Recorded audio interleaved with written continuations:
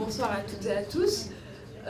Notre voyage dans le futur ce soir nous conduit dans les entreprises pour réfléchir ensemble à des propositions concrètes et à un scénario pour faire fonctionner ces entreprises en donnant le pouvoir aux travailleurs. Il semble assez significatif que cette question du travail et du pouvoir aux travailleurs n'apparaisse finalement pas comme une question de premier plan pour les organisations qu'on pourrait qualifier de progressistes. Le fait qu'on débatte abondamment dans le cadre de cette campagne présidentielle du revenu universel, mais pas de l'amélioration de la situation des travailleurs dans les entreprises, en est une illustration. On aurait pu en choisir d'autres. Au fond, il semble que le travail n'est plus un sujet, alors que les revendications d'appropriation sociale des moyens de production ont été, jusque dans les années 90 environ, l'ADN de la gauche. Aujourd'hui, même parmi les membres de la gauche, peu de propositions sont faites. Alors, comment expliquer, deux éléments d'explication pour expliquer cette situation. Le premier, c'est l'obsession de l'emploi. Finalement, la première attente aujourd'hui, c'est diminuer le chômage, donner un emploi à toutes et tous. Et au nom de cette diminution du chômage, la question des droits des travailleurs est passée complètement au second plan. Les situations de chantage à l'emploi sont très fréquentes. On demande finalement aux salariés de travailler plus pour gagner moins, ce qui serait la condition pour qu'ils conservent leur emploi. Ce qui au final s'avère complètement en plus pas réaliste, pas tenu. Aujourd'hui, donner des droits de représentation aux travailleurs, c'est même vu comme un obstacle à l'emploi. On peut prendre pour exemple la loi Rebsamen en 2015, où on a présenté le fait de modifier les règles de représentativité dans les entreprises dans un sens qui soit favorable aux employeurs, comme propice à la création d'emplois. Le deuxième élément d'explication aussi de l'absence du travail dans les débats publics, c'est peut-être que finalement quand on parle de travail, on ne regarde pas au bon endroit. C'est-à-dire que il est plus souvent question d'emploi que de travail, et en plus, quand on parle du travail, deux idées fausses monopolisent le débat. La première idée fausse, c'est l'idée que finalement, la robotisation ferait à terme disparaître le travail. Donc cette vieille idée de fin du travail réapparaît ces derniers temps. Le deuxième point, c'est pas vraiment une idée fausse, mais c'est une idée qui est un peu déformée.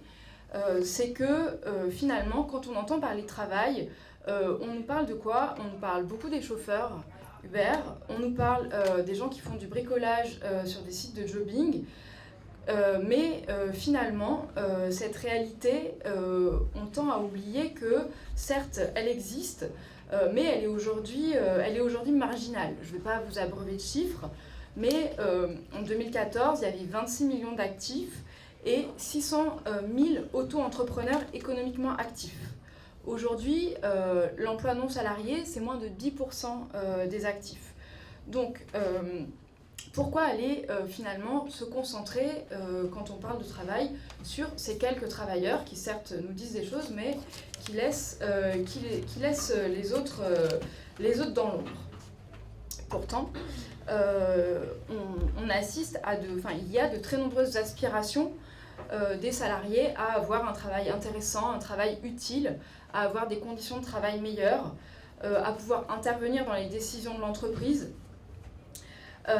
Et donc, ce que je vais essayer de présenter maintenant rapidement, c'est un peu un état des lieux rapide, comprendre finalement pourquoi vouloir démocratiser le travail, avant de laisser la parole à Benoît Boritz qui va nous donner des pistes. Donc pourquoi démocratiser le travail ? D'abord, pour améliorer les conditions de travail qui se sont fortement dégradées. Là aussi, on pourrait dresser une très longue liste de la dégradation des conditions de travail, des nouvelles formes de souffrance au travail qui sont apparues et qu'on peut rapprocher de l'organisation scientifique du travail de plus en plus présente, de dispositifs néo-managériaux qui vont promouvoir l'évaluation individualisée, du benchmarking, Donc tous ces éléments ont contribué à une dégradation des conditions de travail qui a été rendue possible par l'existence d'une armée de réserve.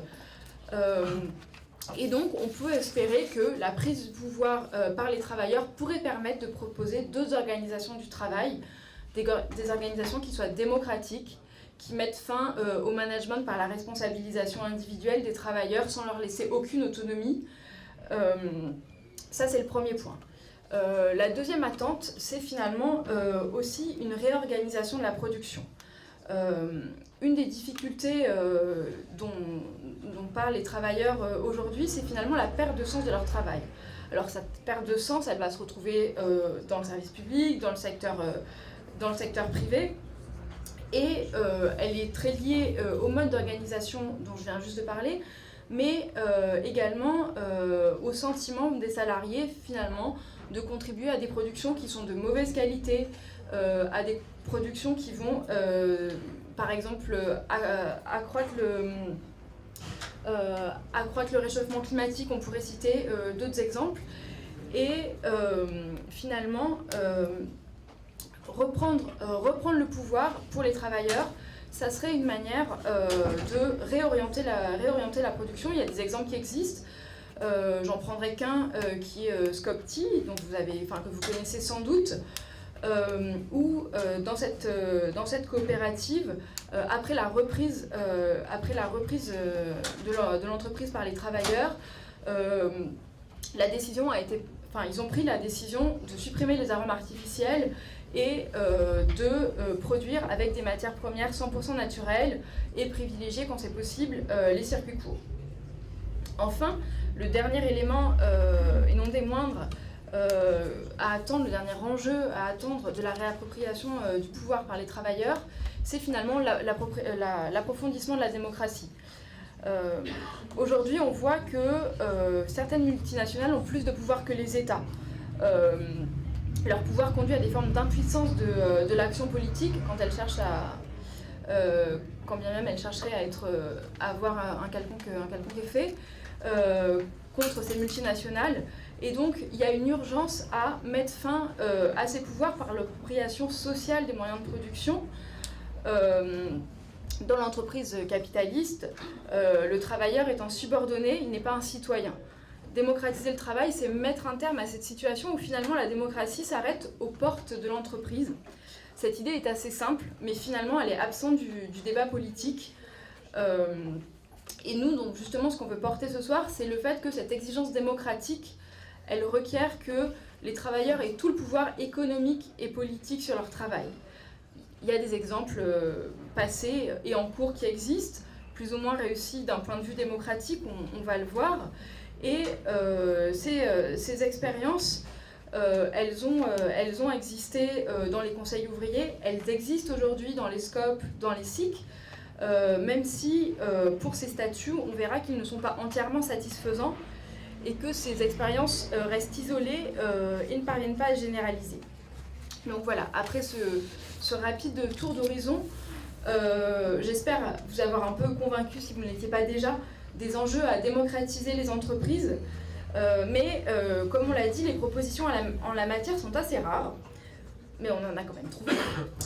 Donc dans son livre « Coopérative contre capitalisme », Benoît Boritz en formule un certain nombre, et donc à partir de cet ouvrage, on lui a demandé de construire un récit, comme si le temps des lilas était advenu et que les travailleurs avaient conquis le pouvoir dans l'entreprise et démocratisé le travail.